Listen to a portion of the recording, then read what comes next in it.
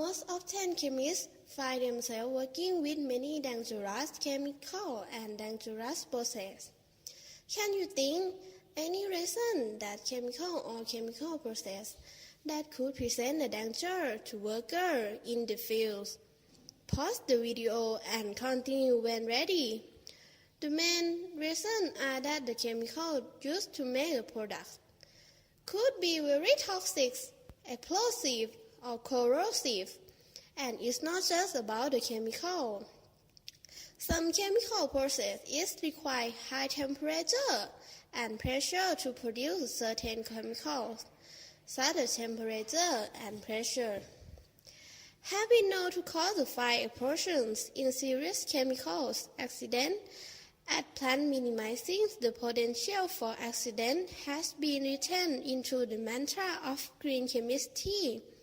By using less harmful chemicals and join reducing the amount of heat or pressure a chemical process requires. How many shrimps do you have to eat before you make your skin turn pink? Eat too much and you'll get